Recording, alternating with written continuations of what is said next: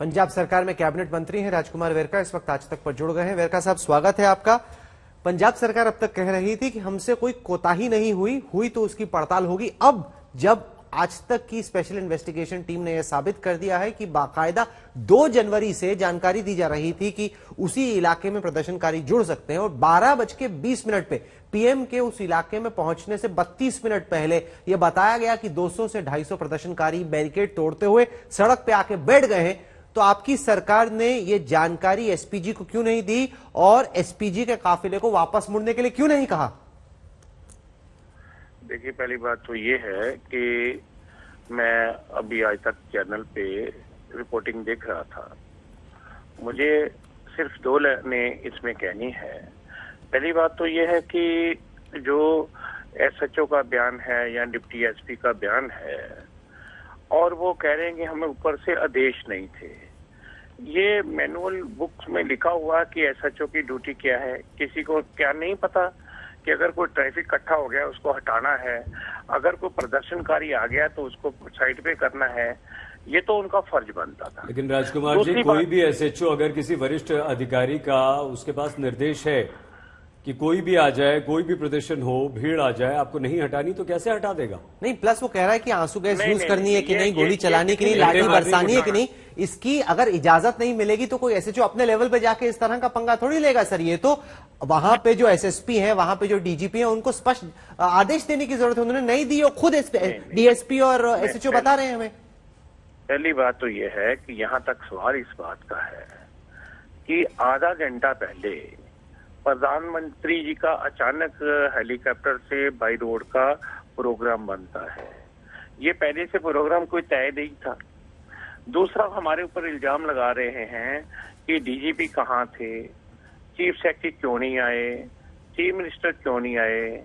ये total road map जो था वो हमें बना करके पीएमओ ने भेजा था कि ये डीजीपी कहाँ खड़ा रहेगा ये उन्होंने तय किया है, चीफ सेक्रेटरी कहाँ खड़ा रहेगा ये उन्होंने तय किया है, चीफ मिनिस्टर कहाँ पहुंचेगा ये उन्होंने तय किया है और ये सारे का सारा उन्होंने रूट प्लान उन्होंने किया है।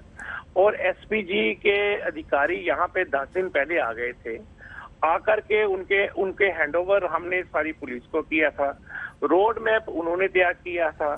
और ये प्रधानमंत्री के निकट की सुरक्षा की जिम्मेदारी एसपीजी की होती है, जो उस पूरे इलाके की हिफाजत की जिम्मेदारी है वो तो स्थानीय पुलिस की होती है, वो पंजाब पुलिस की जिम्मेदारी थी। सर भाई मेरी बात सुन लीजिए, मेरा पढ़ाई ले लीजिए, फिर अपना जवाब दे देना। पहली बात तो कि वो एरिया बीएसएफ के घेरे में आता है। 50 किलोमीटर तक का एरिया नोटिफाई एरिया है बीएसएफ। अरे राजकुमार जी, एक एसएचओ जब ये जानता है कि पीएम का काफिला आने वाला है, एक पुलिस अधिकारी के थाने के पास भीड़ इकट्ठा हो रही है, तो क्या उसकी कोई जिम्मेदारी नहीं है? वो फिर थाना बंद कर दीजिए, आप हटा दीजिए, बीएसएफ देख लेगी। मुझे बता दीजिए, मैं क्या कह रहा हूँ कि बीएसएफ का दायरा है वहाँ 50 किलोमीटर बीएसएफ का एरिया है, उनकी पुलिस चौकियां हैं वहां पे और बीएसएफ ने 50 किलोमीटर का एरिया कवर किया हुआ है। 30 किलोमीटर का एरिया एसपीजी के पास था और हमारे ऊपर खाली ठीकरा फोड़ना और ये कहना कि वहां आतंकवादी हमला हो सकता था। मैं यही तो पूछ रहा हूँ, बिना बताए जब प्रधानमंत्री बिरयानी खाने वहां चले गए थे तब खतरे की बात नहीं थी, तो हमें गाली देना कि वहां आतंकवादी थे, वहां हमला हो सकता था, वहां ये मैं पर आप तो सारी पुरानी बातें बता रहे हैं। अब नई बात यह है कि आज तक की तहकीकात में आप ही के पुलिस, हमने कोई आईएसआई के अधिकारी का या पाक आर्मी के अधिकारी का बयान नहीं दिखाया। ये तो पंजाब की पुलिस है, उनके अधिकारी बता रहे हैं कि 2 जनवरी से लगातार हम अपने आला अधिकारियों को सूचित कर रहे थे कि उस इलाके में प्रदर्शन का हिंसा का चांस है और हमें किसी ने बताया नहीं कि कार्रवाई करनी है। हम बोल रहे थे, उन्होंने कहा, एसएचओ कहते हैं कि वहां पे चुनाव का मौसम है, आपको मालूम है कि चुनाव के टाइम पे क्या होता है, कोई इन प्रदर्शनकारियों के खिलाफ कार्रवाई नहीं चाहता था। अगर वहां, और ये भी वो कह रहे हैं कि कुछ प्रदर्शनकारी थे और कुछ खालिस्तानी, कुछ रेडिकल्स थे। ये आपके खुद के एसएचओ और डीएसपी कह रहे हैं। सर बिल्कुल झूठ है ये बात कि वहां कोई आतंकवादी थे, वहां कोई देशद्रोही थे। वहां देश के किसान थे और देश के किसान को कभी रेडिकल कहना, कभी आतंकवादी कहना, ये क्या तमाशाबाजी है? सर, हम नहीं कह रहे हैं, ये तो आपके खुद के एसएचओ कह रहे हैं।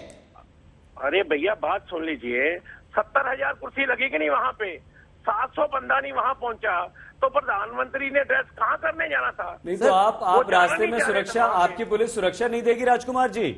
आपकी पुलिस जानते बूझते हुए प्रदर्शनकारी बैठ जाएंगे सड़क पर, सड़क रोक देंगे, और आपकी पुलिस सिर्फ इस बात के लिए कि वो 70,000 कुर्सियां खाली हैं, हम क्यों रोके? जहां जाना है जाए, अपने आप निपटे। जिम्मेदारी क्या पुलिस की कोई नहीं है राजकुमार जी? मुझे ये बता दिए बीएसएफ क्या कर रही थी वहां पे? सर ये ब्लू बुक, प्रधानमंत्री की सुरक्षा कैसे होगी ये क्लियरली ब्लू बुक में लिखा हुआ है।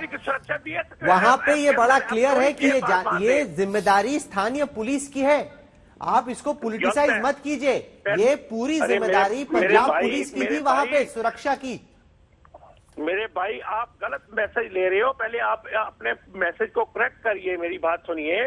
वो area police station and the total area under the BSF control, 50 kilometre का एरिया बीएसएफ के कंट्रोल में था वो, और वहां पुलिस चौकियां बीएसएफ की है, हमारा पुलिस स्टेशन बीएसएफ के अंडर है वो।